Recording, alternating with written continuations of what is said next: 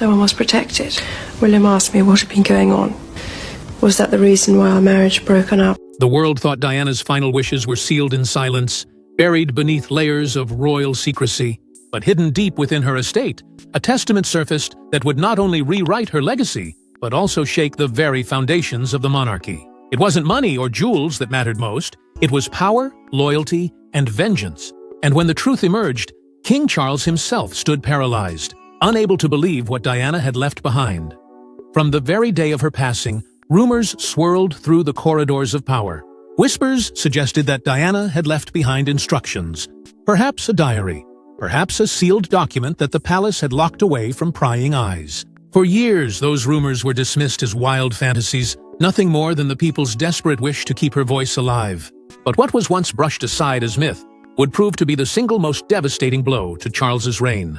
Because the testament that surfaced was not a relic, it was a declaration.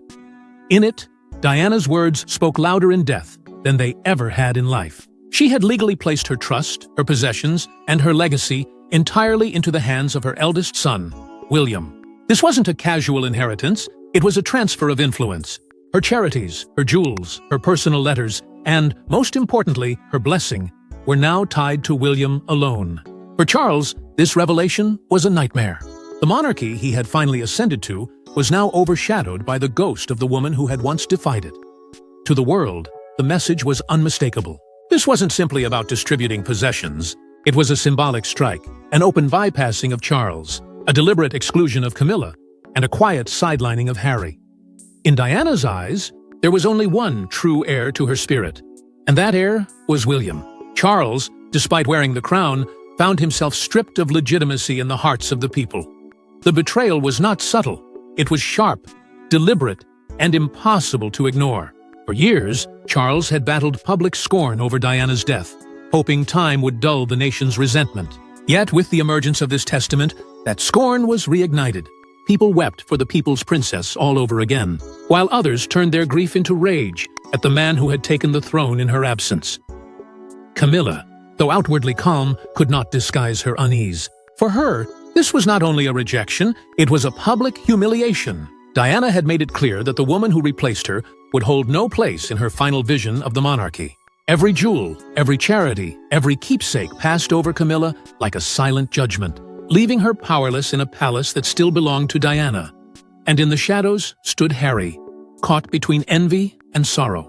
Though his grief was genuine, the lines of inheritance made it clear where his mother's loyalty had rested.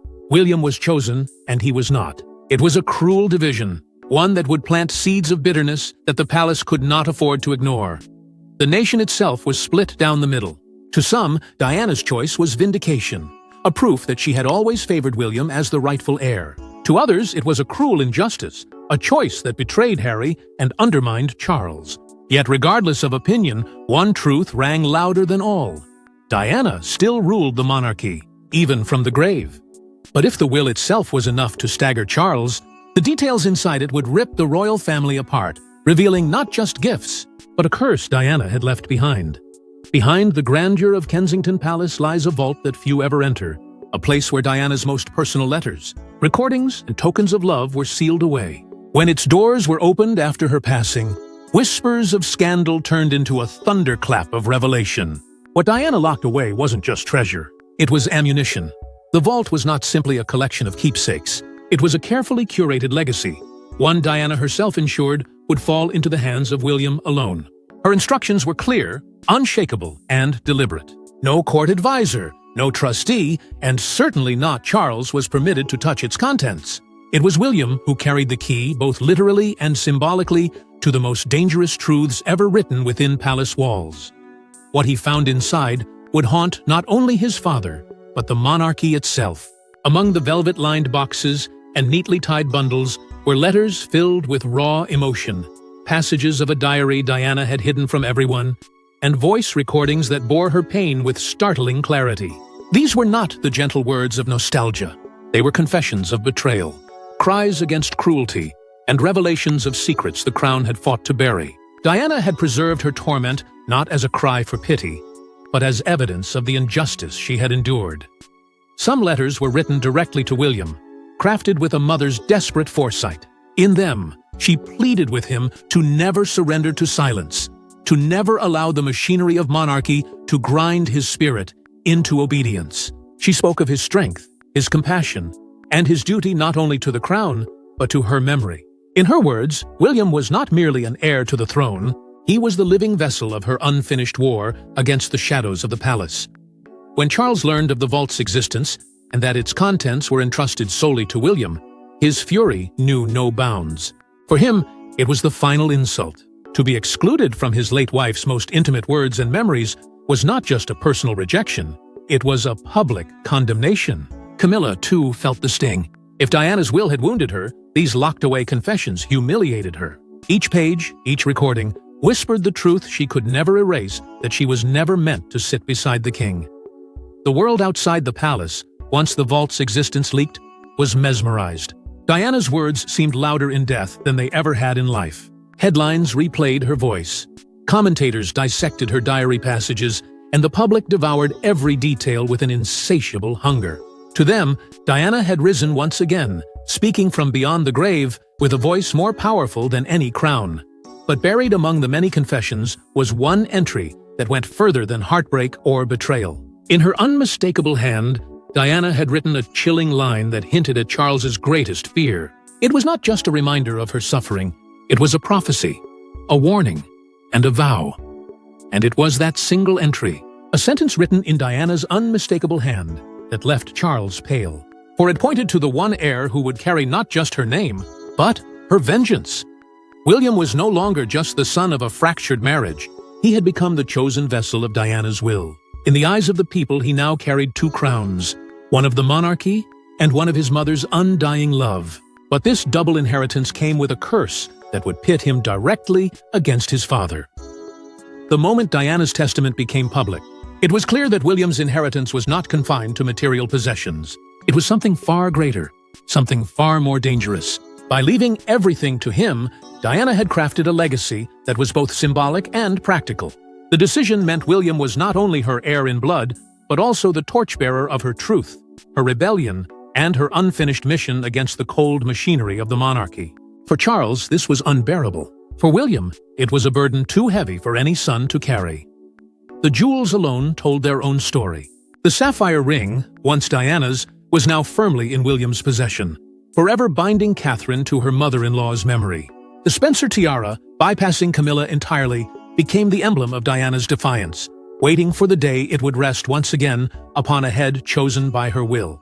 Beyond the glitter, there were her charity causes she had built with compassion and sacrifice. They too became William's responsibility, cementing his role as the spiritual heir of a woman who had captivated the world with kindness. Every jewel worn by Catherine, every charity visit William undertook, became a haunting reminder that Diana's presence had never left, and perhaps never would. But this inheritance came at a cost. William was torn between two worlds, the crown he was destined to serve under his father's reign, and the memory of his mother urging him to be something more than a puppet of the institution. To honor Charles meant betraying Diana's voice. To honor Diana meant living in quiet defiance of his father. That conflict tore at him, shaping his every move, his every word, and casting a long shadow over his public role. In silence, Camilla seethed. She watched the people's adoration for William and Catherine grow, not as a result of their titles, but because of the aura Diana had bestowed upon them. It was a dangerous truth that the nation viewed Catherine as the rightful continuation of Diana's spirit, while Camilla remained an outsider, forever marked by the past. To her, William's inheritance was not just unfair, it was erasure. Every jewel Catherine wore, every charity she championed, was a knife that cut deeper into Camilla's already fragile standing. And Charles? His paranoia deepened. The more he looked at William, the more he felt Diana's ghost staring back at him, unrelenting, unforgiving. He feared that he no longer ruled alone, that his late wife still held sway through their son. Every smile William gave the crowds, every comparison made in Diana's favor, chipped away at the fragile authority of his reign. It was no longer King Charles against the world, it was King Charles against Diana, even in death, with William standing as her living champion. The public only added fuel to this fire. Across Britain, comparisons spread like wildfire. William was seen as the true heir to Diana's crown of compassion, while Charles was portrayed as a pale shadow of her light. Crowds that once cheered Charles reluctantly now roared with fervor for William. To many, it was not Charles's reign they anticipated, but William's, the son of the people's princess. Diana had left William her love, her name, and her voice, and the people carried that voice louder than ever.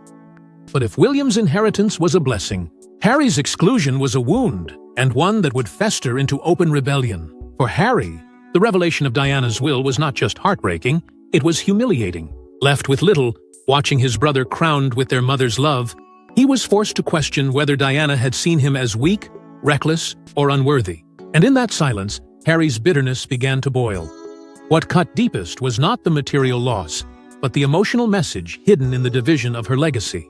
William had been given everything: her possessions, her charities, her jewels, her blessing, while Harry was left with fragments that felt more like tokens than treasures. To the younger son who had adored his mother, the disparity was unbearable. He wondered whether Diana had doubted his ability to shoulder responsibility, or whether she had foreseen a future where only William could carry the weight of her truth. In that torment, Harry's grief twisted into suspicion. Behind the closed doors of the palace, whispers grew louder.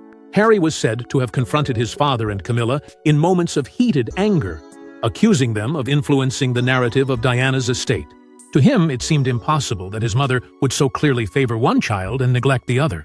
The idea that Charles, or worse, Camilla, had manipulated Diana's legacy festered in his mind. These accusations, though denied, revealed a son desperate for answers, a prince who felt stripped not only of possessions, but of dignity. Then came Meghan. Her arrival did not soothe the wound, it widened it. She became both a source of comfort and a mirror, reflecting his exclusion. Together, they spoke openly about the sense of rejection Harry carried, not just from the will, but from the very institution he was born into. Meghan's presence sharpened his awareness of being pushed aside, of being branded second best in a family where being the spare meant existing in the shadows of another's glory. Diana's silence in her will now seemed louder than ever, and it echoed every day Harry stood beside William. The media seized upon the division like vultures circling a wounded animal. Headlines drew merciless comparisons: the golden son versus the forgotten spare. William was praised as Diana's chosen heir, while Harry was cast as the bitter outsider. Every smile from William was framed as victory, every stumble from Harry as proof of his inadequacy. The press stoked the fire until Harry's anger became inseparable from the nation's fascination with his pain. And beneath it all lay the prophecy of rebellion. Harry's wound was not temporary, it was a seed that grew with every slight, every headline, every whispered rumor that Diana's love belonged more to one son than the other. That resentment would not remain hidden forever. It would explode at the very moment Charles could least afford it, turning family tragedy into national scandal. And as Harry's anger simmered, Charles faced a more immediate nightmare. The jewels Diana left behind weren't just beautiful. They were political weapons. Crowns, tiaras, and rings every stone Diana touched carried meaning.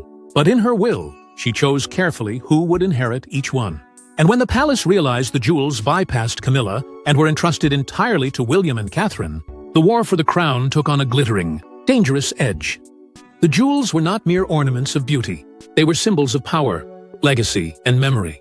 Diana had known this, and in her final act of defiance, she ensured that every gem became a weapon of influence. The most striking decision came with the tiara, the one the world had seen sparkling above her on countless occasions. Instead of passing into the treasury where Camilla could lay claim to it as the new consort, Diana left it to Catherine. In that moment, the woman Charles had fought so long to crown was stripped of her symbolic right. Catherine, still young and rising, now bore on her head the unmistakable shadow of Diana. The sapphire engagement ring carried even deeper meaning, already famous as the ring William placed on Kate's finger. Its presence in Diana's will transformed it from a romantic gesture into a royal proclamation. It was no longer just a ring, it was a baton passed down, a declaration that William and Catherine would inherit not just Diana's jewels, but her role as the beating heart of the monarchy. Each time Catherine raised her hand in public, the sapphire glistened like Diana's spirit reborn, a constant reminder to Charles and Camilla that she had chosen her successor with precision. For Charles, this was torment. Watching Catherine step into the limelight draped in Diana's treasures was like reliving old battles he thought time had buried. In Catherine, the people saw Diana's warmth, Diana's grace, and Diana's defiance. Where Charles had hoped for renewal, he found himself once again eclipsed by a woman who had been gone for decades. The fury built silently within him as he realized that Catherine, through no fault of her own, embodied Diana more vividly than Camilla ever could. Camilla, however, was not silent. Though she tried to disguise her humiliation, the exclusion was unmistakable. Each glittering gem that landed in Catherine's possession was another denial of Camilla's place at the table of history. Stripped of symbolic power, she felt herself reduced to an outsider in a family she had fought to belong to. While she wore the crown of title, Catherine now wore the crown of public adoration, and the gap between them widened with every jewel Diana had passed down. The nation noticed, and the people spoke. Public opinion began to tilt dangerously in Catherine's favor, painting her not just as William's partner, but as Diana's living successor. Commentators declared that Catherine was Diana reborn, a figure destined to restore the monarchy's soul. Crowds cheered not for Camilla, but for Catherine, their eyes drawn not to Charles's wife, but to Diana's chosen daughter-in-law. And in those roars of approval, Camilla's silence grew louder, her resentment more dangerous. But the most chilling twist was yet to come. Among the jewels was one piece that bore more than beauty. Etched faintly within its metal, Diana had left a secret message, a final whisper meant only for those who dared to look closer. Its words carried the power to unravel what little stability remained. And when that engraving was revealed, it confirmed what Charles feared most: Diana had never intended Camilla to wear the crown beside him. For Camilla, Diana's will was more than an insult. It was a declaration of war from beyond the grave. Each jewel, each letter, each possession that passed her by was a reminder that no matter how high she rose, she would forever remain in Diana's shadow. And soon, her silence turned into schemes. At state dinners, Catherine's every appearance became a silent humiliation for Camilla. Each time Diana's jewels glittered around Catherine's neck or shone upon her brow, they mocked Camilla's presence. The people didn't whisper about the queen consort. They whispered about Diana, reborn in Catherine. Smiles followed Catherine wherever she went, while Camilla could feel the eyes of judgment pierce her like daggers. What Diana had denied her in the will was becoming a reality she could not escape. Catherine, not Camilla, was the symbol of royal continuity. Rumors soon spread of Camilla's attempts to rein in William and Catherine's growing influence. It was said she pressed Charles to restrict their appearances, to cut short their growing spotlight before it completely eclipsed her own fragile reign. For Charles, already torn between a son who carried Diana's legacy and a wife demanding her rightful place, the tension became unbearable. He found himself cornered at every turn if he favored Camilla. He risked alienating William, but if he leaned toward William, he risked Camilla's wrath. Each confrontation behind closed doors left him weaker, less a king and more a man, trapped between two forces he could never reconcile. The press, sensing blood in the water, amplified the drama with merciless precision. Newspapers painted Camilla once more as the eternal villain, the schemer who could never escape Diana's shadow. Headlines resurrected old scars, comparing the warmth of Diana with the cold determination of Camilla, fueling the people's disdain. To the public, Diana had won even in death, and Catherine was her crown's rightful inheritor. Camilla's reputation, built with effort and years of service, crumbled with every headline. Desperation crept into her every move. Behind palace walls, whispers told of Camilla lobbying to secure her future, pushing Charles to fortify her status with laws and decrees. She wanted proof that no matter how much the people despised her, her role as queen consort would not be challenged. Yet the more she pushed, the more she revealed her fear. And fear in the palace is a weakness that never goes unnoticed. Her efforts only deepened the cracks she sought to mend. By grasping for control, Camilla made herself appear smaller, weaker, and more out of touch with the people's love for William and Catherine. Instead of strengthening her place beside Charles, her maneuvers isolated her further. The harder she fought, the clearer it became that Diana's hand still moved the pieces on the board, even from beyond the grave. Camilla's silent war was not just against Catherine, it was against a legacy she could never conquer. But as Camilla fought shadows, Charles himself faced the greatest wound the final letter Diana had left behind, sealed with his name.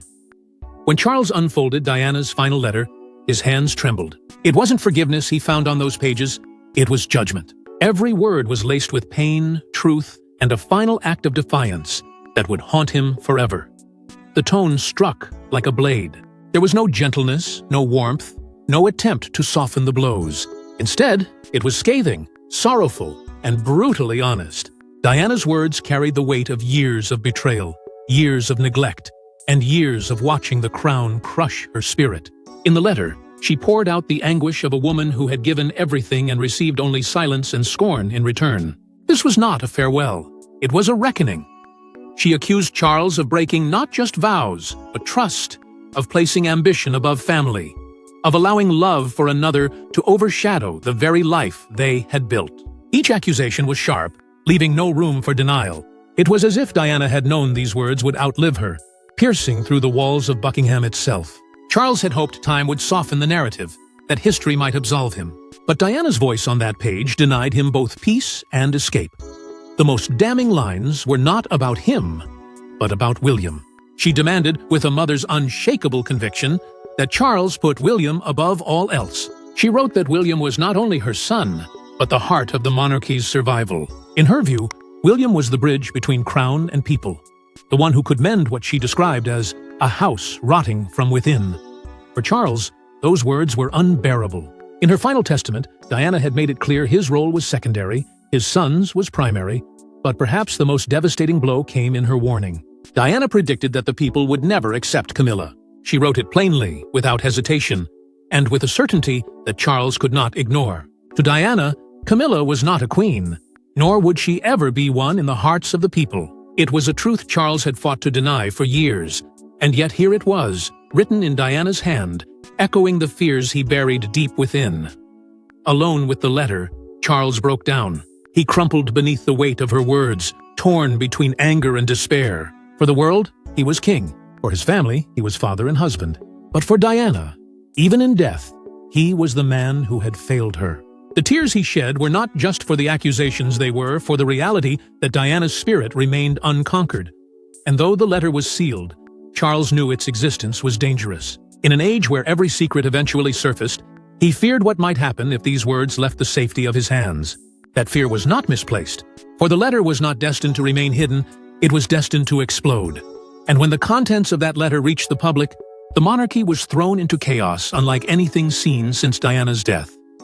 The people had spoken, and they stood not with Charles, but with William, the chosen heir of Diana's heart. The revelation of her will reignited old wounds, and the public began to wonder, if Diana left everything to William, did that mean Charles was never truly their king? The leaked letter had been the spark. Its words, raw and unflinching, tore through the nation like wildfire. Public outrage erupted, and for the first time since his coronation, Charles's reign felt fragile. Crowds gathered not to honor him, but to question him. They carried placards, not of loyalty, but of dissent, echoing Diana's words and demanding answers. Charles was king in title, but in the eyes of the people, William had become the rightful heir to both Diana's spirit and the nation's devotion. Comparisons filled every headline, every conversation, every whisper in the streets. William, like his mother, was seen as authentic, warm, human, approachable. Charles, by contrast, was painted as cold, distant, and bound to an institution that no longer resonated with its people. The more the world revisited Diana's legacy, the more they saw her reflected in William. His speeches carried her compassion, his gestures mirrored her sincerity, and with Catherine by his side, the public believed Diana's vision for the monarchy had already found new life. Catherine's rise in popularity only sharpened the divide. Every public appearance she made wearing Diana's jewels turned into a symbolic coronation. She became the face of continuity, the woman many believed Diana had chosen to carry her flame forward. Commentators declared Catherine the monarchy's saving grace, a spiritual successor to the woman who had captivated the world. Camilla, despite her crown, faded into the background, overshadowed by the daughter-in-law who had been embraced as Diana's living legacy. The growing tide of discontent soon became impossible to contain. Protests erupted in London, demanding succession reform. Petitions spread across the country, calling for William to take the throne sooner rather than later. Debates flared within Parliament, where whispers of a constitutional crisis began to stir. Could the monarchy survive a king who seemed rejected by his people? Could a nation divided between loyalty to Charles and love for Diana's son endure the growing storm? Charles's authority weakened with every passing day. His speeches were mocked, his decisions questioned, his presence met with cold silence where once there had been cheers. Satirists ridiculed him, journalists dissected his every misstep, and the monarchy's carefully polished image crumbled. It was no longer a matter of if his reign would falter, but when, and through it all, one whisper grew louder, haunting the very halls of power. Abdication. Some said it was the only way to preserve the monarchy. Others believed it was Diana's final triumph. The crown Charles had waited his entire life to wear now felt like a curse, a weight he could not bear, because it was never truly his to begin with. And in the quiet halls of Buckingham, Charles finally confronted the truth that Diana's will had planted the seed of his downfall. The monarchy had survived wars, scandals, and abdications, but it had never faced a ghost. Diana's final will had turned into a weapon that outlived her, cutting Charles down in his prime and crowning William in the hearts of millions. The question was no longer if Charles would fall, it was when. His isolation deepened with each passing day. Even those who had once stood firmly by his side began quietly turning toward William, sensing where true strength now lay. Advisors, courtiers, and even long-standing allies whispered of inevitability, of a shift that could not be resisted. Charles might wear the crown, but William carried the people. At public events, the death of Charles's authority became painfully clear. Cheers for William thundered through the crowds, while Charles stood in silence, a king without a kingdom. The irony was bitter. Diana, denied her crown in life, wielded more power in death than Charles could command with all his titles. William, though silent, understood the gravity of his inheritance. He did not ask for the role, yet he could not deny it. Torn between the duty to his father and loyalty to his mother's legacy, he carried the weight of a crown already placed upon him by the people's will. And now the world waits, breath held, for the final reckoning. Would Charles abdicate in reluctant surrender, or would the people force him out in a storm of outrage and demand? And so the crown trembles, not under the weight of politics, but under the unbreakable shadow of Diana, a queen without a throne, whose final act may yet bring down a king. Thanks for watching. Don't forget to like and subscribe, and we will see you in the next one.